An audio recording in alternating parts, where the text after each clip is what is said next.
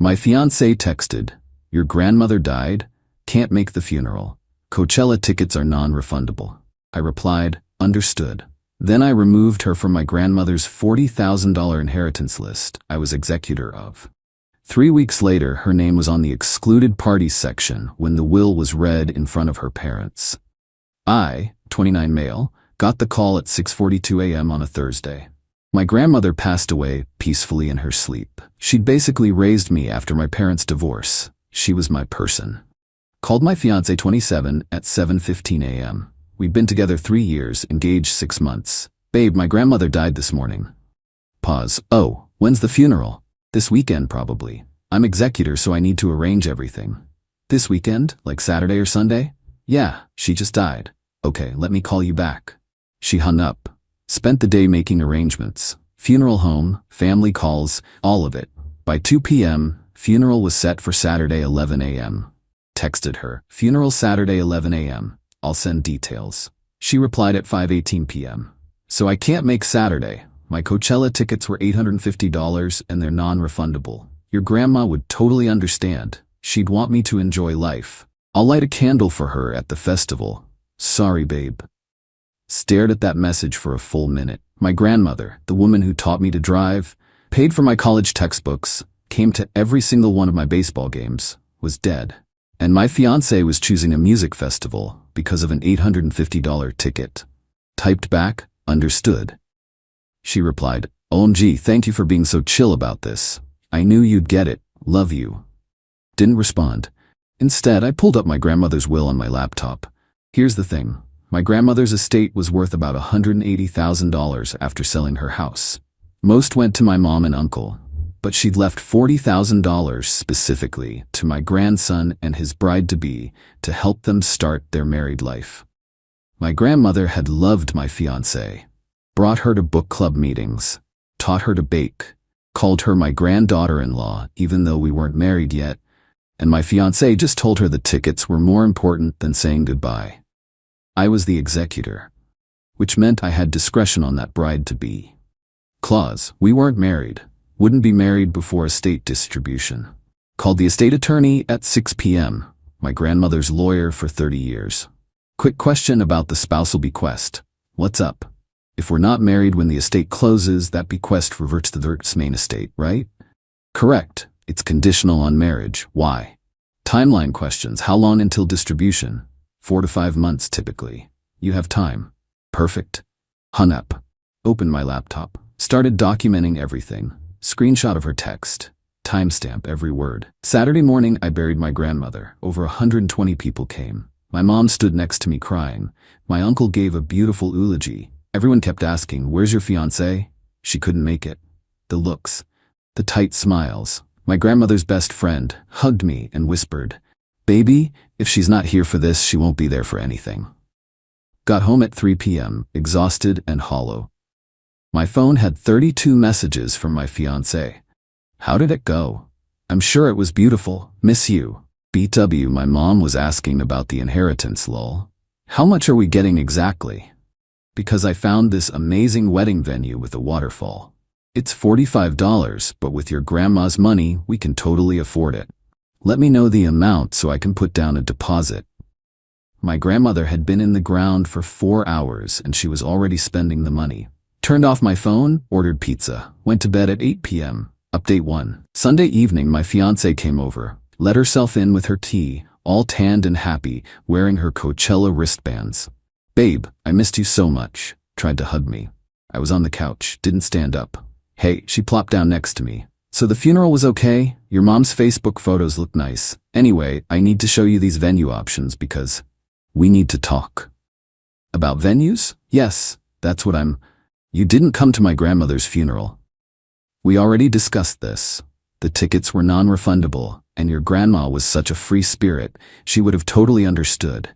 She always said, live life to the fullest. Don't tell me what my grandmother would have wanted."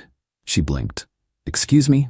My grandmother, who raised me, who loved you, who called you family, and you chose Coachella." "Babe, it's not that simple. I lost $850 if I didn't go. That's a lot of money to just throw away. She's dead. And me being there wouldn't have changed that. She was already gone. the casual cruelty in her voice. Get out. What? Get out of my apartment. Leave your key. She laughed. You're being dramatic. Look, I'm sorry if you're upset, but we need to discuss the inheritance because I already put down a $500 deposit on. You put down a deposit with what money? My credit card, but we're getting $40,000 from your grandma, so. No, you're not getting anything. Her face changed. What are you talking about? The bequest was for my bride-to-be. We're not married, and we're not getting married. Silence. Then, you're breaking up with me? Someone who skips their partner's grandmother's funeral for a music festival isn't someone I want to marry. Are you insane? Over one funeral? Get out. The money was never yours. You're not in the will. You have zero claim. Now get the hell out. She stood up, face red. My father is a lawyer. If you think you can steal from me, he can call the estate attorney. They'll explain how wills work. Tea on the counter. Now. She threw her tea at me. It bounced off my chest. You're gonna regret this. That money is mine. It was for my spouse. You're not my spouse.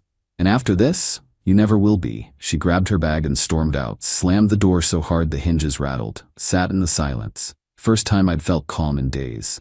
20 minutes later, her mom called. What did you do to my daughter? She's hysterical. I broke up with her. Over a funeral. Over her choosing a music festival instead of being there when my grandmother died. She made one mistake. You're throwing away 3 years over one mistake? Yep. You owe her that inheritance money. She's been planning her life around it. She's not in the will. She gets nothing. That money was left to her. No, it was left to my spouse. She's not my spouse. Never will be. We'll sue you. For what? Money she was never legally entitled to. Good luck. Hung up, blocked her number, but oh, it was just beginning. Update 2 Monday morning, 7:32 a.m. My phone rang. Unknown number. This is Attorney Hoffman. I represent the family of your former fiancé. We need to discuss the estate situation. Nothing to discuss. My client's daughter has certain expectations regarding. Your client's daughter attended Coachella instead of my grandmother's funeral. She's not getting a dime. That bequest was made with the understanding that she'd become my wife. She's not. No wife, no money. Pretty simple. We're prepared to argue implied contract and promissory estoppel. You're a lawyer. You know that's garbage. The will is clear. She's not named. She's not a spouse. Tell your client to accept reality. We'll be filing. Hung up. Called the estate attorney. Hey, heads up. My ex's dad just called threatening to sue. The attorney laughed. Let him try. She has no standing. But this is good actually. I'll add a clause formally excluding her from any claims. Can you do that? You're the executor. You have discretion. And given that she skipped the funeral, we have documented cause. I'll draft it today. Perfect. Tuesday evening, my ex showed up at my apartment building. Waited in the parking lot. Ambushed me when I got home. We need to talk. No, we don't. She followed me toward my door. About the money, my dad says. Your dad has no idea what he's talking about. I gave you 3 years. I was going to be your wife. That money is legally mine. Legally, it's not. Morally, it's not. You chose an $850 ticket over my grandmother's funeral. It was one day. Yeah, the day we buried her. You're stealing from me. You can't steal what was never yours. Then she started crying. Not sad crying, manipulative crying, the kind she uses to get her way. Babe, please, I made a mistake. I'm sorry. Can we talk about this? Really talk? No. I'll go to therapy. I'll make it up to you. But we need that money for our future. There is no future. The tears stopped. Just like that. Her face went hard. Fine. You want to play games? I have something to tell you. What? I'm pregnant. Stared at her. No, you're not. Yes, I am. I took a test yesterday. Show me. She pulled up her phone, showed me a photo of a positive pregnancy test. That could be anyone's test. It's mine. I'm carrying your child, so we're getting married and I'm getting that money. Even if you were pregnant, which you're not, I still wouldn't marry you, and you still wouldn't get the inheritance. You'd abandon your child? Child support exists. Marriage doesn't fix anything. And you're lying anyway. I'm not lying. You got your period 2 weeks ago. I know because you complained about cramps. Try again. Her face went blank, then furious. You're such a... Leave. Before I call the cops. She pulled out her phone and started recording. Everyone needs to see this. My fiancé abandoning me, stealing money from his dead grandmother's will to spite me. Go ahead, post it. I'm sure everyone will love hearing how you went to Coachella instead of her funeral. She stopped recording, breathing hard. This isn't over. It is. And if you contact me again, I'm filing a restraining order. She left, but not quietly. The next day, her mom showed up at my office. Security called me down. Your ex-fiancé's mother is here demanding to see you. Went to the lobby. She was there, face red, shaking. You monster, do you know what you've done? Can't talk here. Need to get back to work. My daughter is devastated. She's in bed. She can't eat, and you stole her inheritance. It wasn't her inheritance, it was for my spouse. She was going to be your spouse. That counts. Not legally. The money was promised to her. The money was promised to whoever I married. I'm not marrying her. Pretty straightforward. She started crying. Loud, dramatic crying. People were staring. How can you be so cruel? After everything she's been through. She's been through Coachella. That's what she's been through. You're evil. Just evil. Security stepped in. Ma'am, you need to leave. I'm not going anywhere until... Ma'am, you need to leave now or we're calling the police. She left, still screaming about lawyers and lawsuits. Got back to my desk. My boss called me into his office. Everything okay? Ex-fiancé drama. It's handled. The grandmother who passed recently? Yeah. And she skipped the funeral? For Coachella. He shook his head. You dodged a bullet. Take the afternoon if you need it. I'm good. Thanks though. That evening, I got an email from the estate attorney. Subject line, exclusion clause, finalized. Opened it, read the attachment. Based on the executor's testimony and documented evidence, the following individual is formally excluded from any claim, present or future, to this estate. X's full legal name. Reason: failed to attend decedent's funeral services, choosing instead to attend a music festival. This demonstrates fundamental disrespect for the decedent and disqualifies her from any benefit under this will or estate. Smiled for the first time in a week. 3 weeks later, got the notice. Will reading scheduled. All beneficiaries and excluded parties to attend. Excluded parties. She'd be there. This was going to be good. Final update. The will reading was set for Wednesday, 2 p.m. Small conference room at the attorney's office. I showed up 15 minutes early. My mom was already there. You ready for this? Absolutely. My uncle arrived. Then my aunt. Then 2 cousins. We filled one side of the conference table. At 2:04 p.m., my ex walked in, both parents flanking her. She dressed like she was going to court. Conservative dress, minimal makeup, hair pulled back, playing the grieving almost granddaughter-in-law. Her mom glared daggers at me. Her dad looked smug, like he'd found a loophole. They sat across from us. The attorney walked in carrying the will documents. Thank you all for coming. Let's proceed with the reading of the last will and testament. He went through the standard legal language. Then the specific bequests.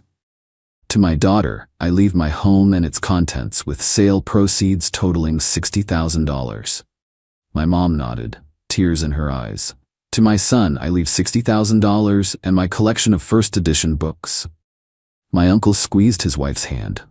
To my beloved grandson, I leave $40,000, my grandmother's wedding ring set, and a letter to be delivered separately. I nodded. My ex leaned forward. The attorney continued. The will originally contained a provision for $40,000 to my grandson and his bride-to-be. However, as no marriage has occurred and the executor has exercised his discretionary authority, this bequest reverts to the primary beneficiary. My ex's mouth dropped open. What?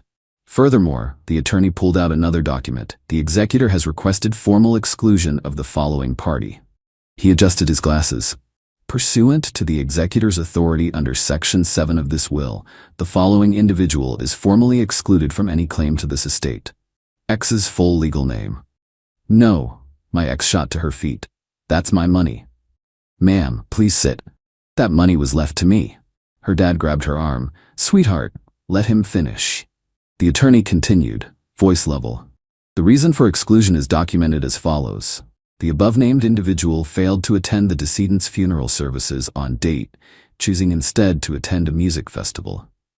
When questioned, stated that attendance was impossible due to non-refundable concert tickets. This choice demonstrates a fundamental lack of respect for the decedent and disqualifies her from any benefit under this will.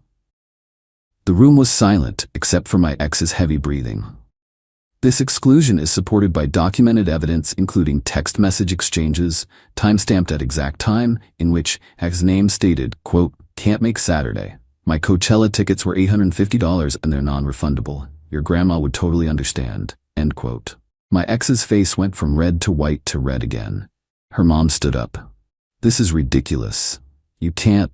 Mrs. Hoffman, your daughter has no legal standing. She was not named in the will. She is not married to the primary beneficiary, and she is now formally excluded. She had expectations. She planned her life around that money. Expectations aren't legally binding. The will is." My ex was shaking. "You did this. You did this on purpose." "Yeah, I did."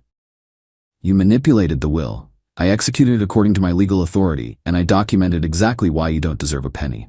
I gave you 3 years, and you couldn't give my grandmother 1 day." Her dad finally spoke. "This is vindictive. We'll contest on grounds of—" The attorney cut him off. "Counselor, you know as well as I do that she has no standing. She's not a beneficiary. She's not a spouse." The executor documented his reasoning. "There's no legal basis for any contest." Her dad's jaw clenched, but he stayed silent. My ex started crying, real tears this time. "It was just a funeral. Just 1 day." My mom stood up. "Just 1 day? Just 1 day." Everyone looked at her. "My mother was a saint. She opened her home to you, treated you like family, called you her granddaughter, and when she died, when we laid her to rest, you were at a music festival. I didn't think. No, you didn't think, because you're selfish and entitled, and you do not deserve a single penny from my mother's estate." My uncle stood too. "I think it's time for you to leave." Her mom grabbed her purse, sputtering. This is theft. We're filing a complaint with the state bar." The attorney actually smiled. "Please do. I'd love to explain to the ethics committee how I properly executed a will according to established law." Her dad grabbed his briefcase. "This isn't over." "Yeah," I said, "it is." They left. The door slammed. We sat in silence for a moment. The attorney cleared his throat. "Well, shall we finish?" The rest took 10 minutes. Paperwork signed. I'd get my $40,000 in about 3 weeks. In the parking lot, my uncle pulled me aside.